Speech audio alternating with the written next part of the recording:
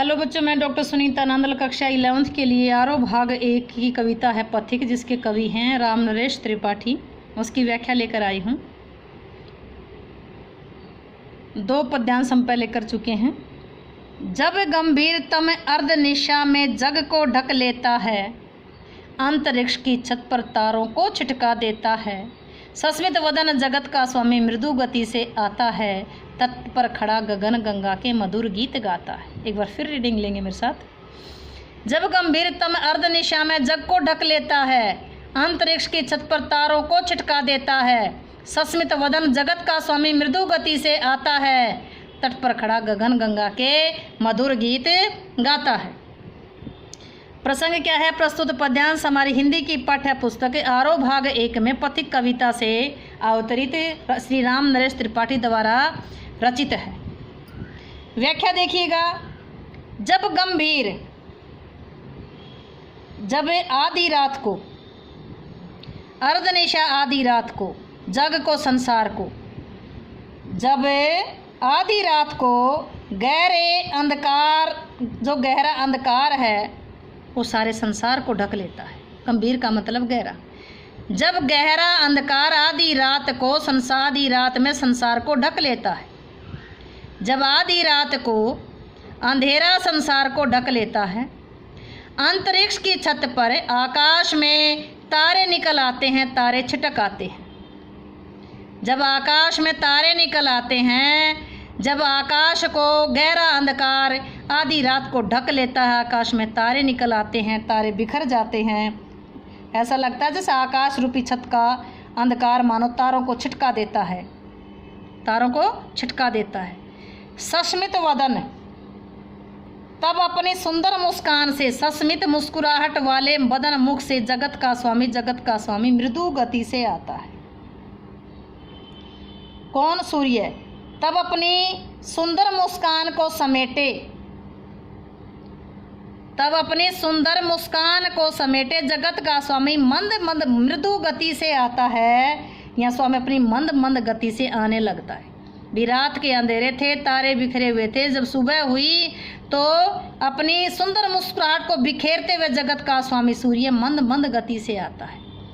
जब वो निकलता है, सूर्य निकलते, सूर्य का प्रतिबिंब दिखाई दे रहा है, तट पर खड़ा, ऐसा लग रहा है कि वो किनारे पर खड़ा होकर के गगन गंगा, आकाश गंगा के मधुर गीत गा रहा हो। जब सूर्य मंद मंद गति से आने लगता है, तब तट पर खड़ा होकर के वह आकाश गंगा के मधुरता के गीत गाने लगता है, मधुरता के गीत गाने लगता है। फिर देखिए, जब आधी रात को गहरा अंधकार संसार को ढक लेता है, आकाश में तारों को छिटका देता है, तब सुबह अपनी मुस्कुराहट को बिखेरते हुए जगत का स्वामी सूर्य मंद मंद गति से आता है। और जब वो सागर के किनारे से उसका प्रतिबिंब निकलता दिखाई देता है, तो ऐसा लगता है जैसे आकाश गंगा के मधुर गीत गा रहा। लेता देता आता गाता कौन सा है? स्वर मैत्री अलंकार आया है, अनुप्रास अलंकार आया है, सस्मित वदन रूपक अलंकार आया है। और देखो कौन कौन सा आया है इसमें। गगन गंगा में क्या आया है? आकाश रूपी गंगा, गगन गंगा आकाश रूपी गंगा में रूपक अलंकार आया है। पूरे पद्यांश में मानविकरण अलंकार आया है।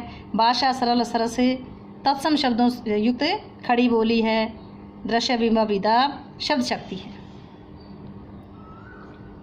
नेक्स्ट पद्यांश देखिए। उससे ही विमुग्ध हो नभ में चंद्र भी हंस देता है, वृक्ष विविध पत्तों पुष्पों से तन को सज लेता है, पक्षी हर संभाल न सकते मुग्ध चहक उठते हैं, फूल सांस लेकर सुखी सा आनंद महक उठते हैं। फिर पढ़िएगा।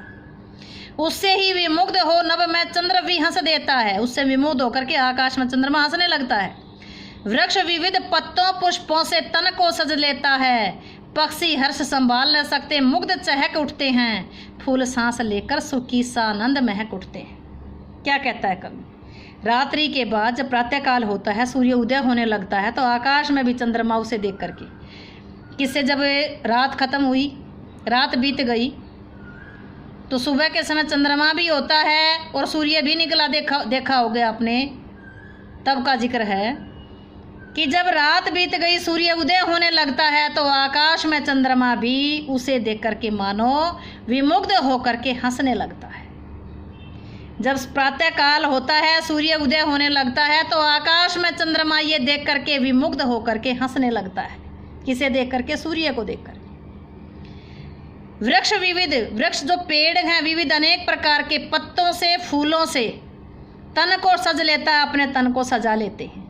पेड़ भी अपने पत्तों और फूलों से अपने शरीर को सजा लेते हैं, अर्थात सुबह जो पेड़ भी सुंदर दिखाई देते हैं। पक्षी हर्ष संभाल न सकते, पक्षी अपनी खुशी को संभाल नहीं पाते और मुग्ध होकर चहकने लगते हैं। सुबह जैसे पक्षी चहकते हैं तो पक्षी अपनी खुशी को संभाल नहीं पाते और मुग्ध होकर चहकने लगते हैं, अपनी प्रसन्नता चहचहाट में बदल देते हैं, मधुर ध्वनि प्रकट करते हैं। फूल सांस, फूलों को भी सुख की सांस मिलती है, लेकर सुख, फूल सांस लेकर सुख की, फूलों को भी सुख की सांस मिलती है, फूल भी सुख की सांस, फूलों को भी सुख की सांस मिलती है। वे भी सा आनंद, आनंद सहित महक उठते हैं, महकने लगते हैं। जब सूर्य उदय होता है तो फूलों को भी सुख की सांस मिलती है और वो आनंदित होकर के महकने लगते हैं। सूर्योदय के जो दृश्य है उसका महत्वपूर्ण चित्रण किया गया है। प्रकृति का अनेक रूपों में मानवीकरण किया है, इसलिए मानवीकरण अलंकार है। भाषा सरल सरस खड़ी बोली है, अनुप्रास मानवीकरण अलंकार आए हैं। सुख की सांस जो है वो, सुख की सांस मुहावरा है, सुख की सांस लेना, चैन की सांस लेना, ये मुहावरे का प्रयोग किया गया है। तत्सम शब्दावली है, शांत रस है। उम्मीद है कि व्याख्या समझ आई होगी। व्याख्या समझ आई हो तो वीडियो को लाइक करें, शेयर करें, चैनल को सब्सक्राइब करना ना भूलें।